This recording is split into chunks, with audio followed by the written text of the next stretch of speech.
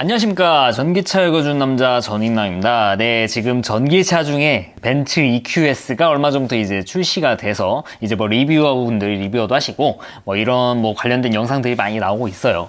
저도 뭐 전부를 볼 시간이 없어가지고 못 보긴 하지만 살짝살짝 이렇게 보면서 이제 어떤 얘기들을 하시는가 제가 뭐 보거든요. 근데 이 영상을 보다 보니까 이제 이렇게 주장하시는 분들이 좀 계시더라고요. 실제 EQS 타보니까 실주행거리 뭐 잘 나오더라. 야, 이거 우리나라 주행 가는 거리가 무지성이라서 그렇지 실제 주행하면은 770 가겠네. WLTP에 좀 맞게 가겠네. 이렇게 주장하시는 분들이 많이 계신 것 같아요. 근데 문제가 뭐냐면은 이분들 구독자 수가 많다 보니까 그게 이제 뭐 진짜처럼 받아들여지는 게 다소 좀 아쉽더라고요. 그래서 제가 좀 준비를 하려고 합니다. 그분들 얘기가 틀렸냐?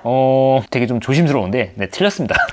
네, 물론 유튜버들이 틀린 얘기를 할 수는 있어요. 저도 지금 말하고 있는 입장에서 저도 유튜버니까 당연히 제가 틀린 말 안 했겠습니까? 저도 당연히 영상 보면서 이거 말씀 잘못 드렸네 이런 것들이 있죠. 다 실수는 할 수 있는 거니까. 우리나라는 478이에요. 유럽은 770이란 말이죠. 그러면은 그 중간 EPA는 몇이냐? 네, EPA조차도 이미 그렇게 막 높게 나온 차가 아니에요. EQS 같은 경우 지금 450 모델입니다. 350마일로 인증을 받았어요.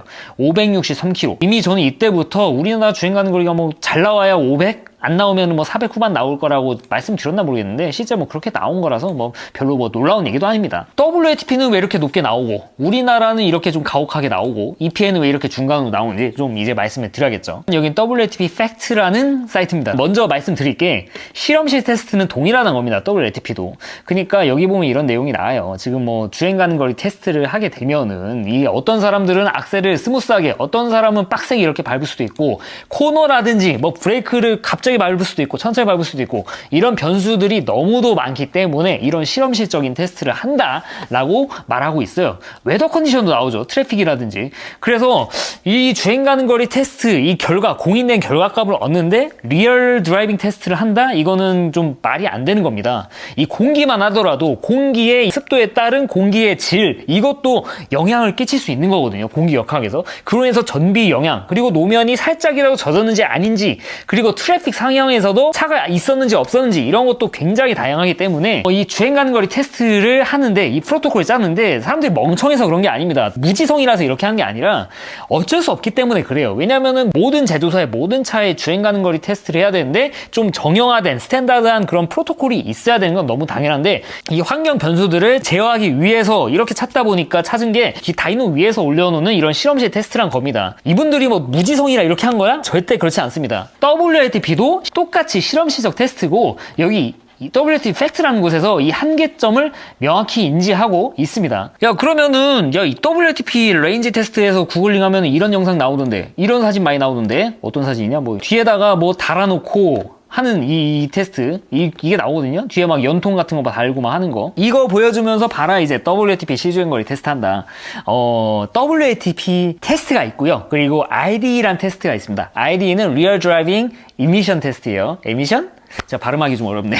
그러니까 실주행 때 배출하는 거 그 테스트입니다. RD 테스트가. 네. 그러니까 질소산화물이라든지 아니면 다른 뭐 더스트 이런 것들을 체크를 하는데 다이노에서 배출하는 것과 실제 주행 상황에서 배출하는 게 좀 다를 수 있으니까 이건 배출가스를 위한 목적의 그런 테스트인데 이게 다를 수 있잖아요. 환경에 따라서. 그러다 보니까 이제 유럽에서 그래 실주행 때는 좀 뭔가 이런 조건들이 바뀌니까 이제 실제 배출하는 질소산화물 이런 거를 체크할 수 있겠지 하고 도입한 겁니다. 네, 그러니까 미세먼지 이런 거를 파악하기 위해서 이런 연통을 달고 실제 테스트를 진행하는 거예요. 이 실제 테스트를 하는 방법은 갑자기 가다가 급브레이크를 받기도 하고 갑자기 여기 보면 나옵니다. 랜덤한 엑셀레이션 브레이킹 이런 걸 하고요. 그리고 15, 40 갔다가 막 60 갔다가 막 90 갔다가 145, 160까지 갔기도 합니다. 근데 여기 일단 랜덤하게 나와 있다. 랜덤하게. 네, 이거 체크. 만약에 이 ID 테스트를 통해서 주행 가는 거리까지 테스트를 한다? 좀 말이 안 되죠. 이게 좀 정형화된 그런 프로토콜을 통해서 나온 주행 가는 거리 결과가 나와야 그게 좀 신뢰를 할 수 있는 건데 와, 이걸 랜덤으로 한 거 가지고 주행 가는 거리 테스트를 쓴다? 이건 말이 안 되는 겁니다. 그래서 WLTP도요, 정말 잘못 알고 계신 게 이렇게 정해져 있습니다. 정형화된 다이노 모드에서 테스트한다. 실제 주행 가는 거리 테스트하는 거 아니고요. 그거는 내연차에서만 진행하는 겁니다. 오해하지 말으셨으면 하는 그런 생각이 있어요. 그래, 다이노 모드 테스트인 거 알겠어. 근데 왜 이렇게 지나치게 높게 나오는 거냐? EQS 770 나오는데 우리나라는 478 나온다. 제가 왜 이렇게 차이가 나는지 간단하게 말씀드릴게요. WLTP랑 EPA 환경부, 미국과 우리나라 거는 같이 묶어서 생각하고 유럽 거는 따로 생각을 해야 됩니다. 바로 설명 들어갑니다. WLTP 테스트 방법인데 30분간만 테스트를 합니다. 네, 30분간만. 배터리가 떨어질 때까지 테스트를 하지 않아요. 그리고 거리는 23.25km, 네, 이 에버리지 46.5km, 131 맥시멈. 야, 그러면은 에버리지랑 맥시멈만 맞추고 이렇게 주행하면 되는 거냐? 네, 당연히 아니죠. 보면은 뭐 디스턴스랑 듀레이션까지 되게 세부적으로 나와 있죠. 이것도 프로토콜이 따로 있는 겁니다. 여기 보시죠. 여기 참고하려고. 이게 WLTP 중에서도 뭐 클래스 3B, 3A, 막 2, 막 그렇게 해가지고 굉장히 다양한 그런 프로토콜이 있어요. 여기 나오나? 제가 찾아놨는데 플러그인이 아니라 퓨어 일렉트릭 비클입니다. 여기면은 클래스 3A가 있고 3B가 있고, 그러면 여기 크리테리아 이미션 뭐 테스트 여기 프로토콜 나와 있죠. 로우 3번, 미디엄 3-1번, 하이 3-1번, 익스트라 하이 3번. 이게 바로 하나의 세팅인 겁니다. 클래스 A에. 클래스 3B는 또 따로 이렇게 있고, 여기 보시면은 여기 로우 3 있죠. 로우는 이런 겁니다. 말 그대로 저속일 때 몇 초에 시속 몇이냐 이런 게 세부적으로 다 설정이 되어 있어요.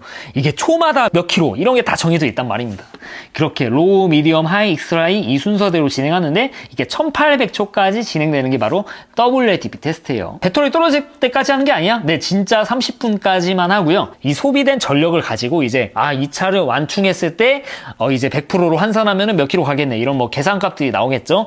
WLTP는 그렇게 계산합니다. 그러니까 차가 퍼질 때까지 하는 게 아니라 30분 동안 진행한 테스트 결과 가지고 100%를 좀 프로젝션하는 그런 테스트입니다. 어떻게 보면 이제 좀 실제랑은 좀 거리가 좀 멀어지는, 이것도 좀 실제랑 좀 가깝게 하려고 한 거지만 차가 퍼질 때까지 한 그런 테스트는 아닙니다.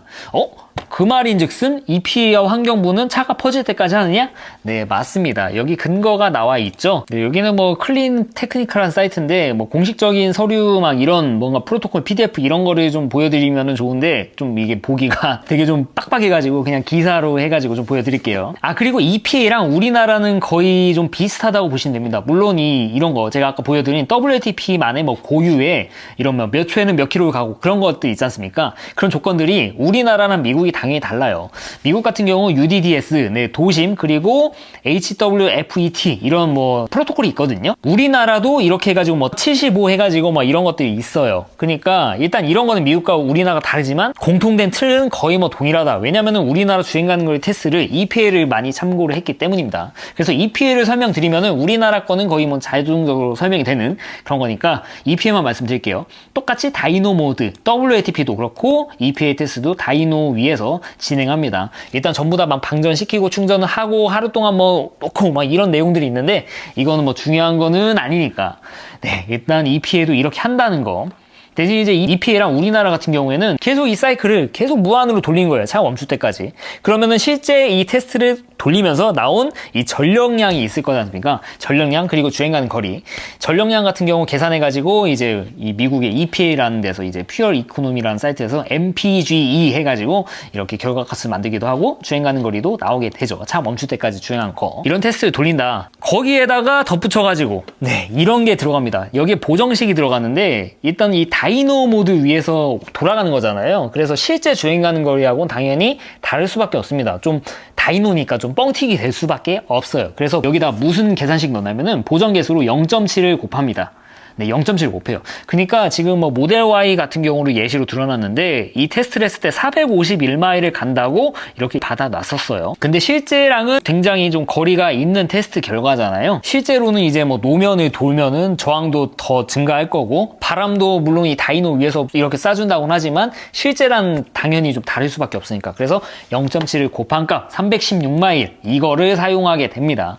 우리나라도 똑같습니다. 이 프로그램 자체가 좀 다르고 뭔가 이런 세부적인 조건이 살짝 다를 뿐이지 실제 다이노 모드 테스트한 결과에서 0.7을 곱해서 쓰는 거 우리나라도 동일합니다. 근데 아까 WLTP 할 때는 이 0.7을 곱하는 게 없었죠. 그래서 WLTP가 생각보다 좀 높게 나온 이유가 이런 것도 있습니다. WLTP에도 이 보정계수라는 게 좀 존재하면은 이게 좀 팍 낮아질 건데 그런 게 없다. 라는 것을 좀 말씀을 드리고 싶고, 게다가 이제 WLTP는 30분만 테스트를 한 걸 가지고 이제 100% 프로젝션 해가지고 주행 가는 거리를 측정한다.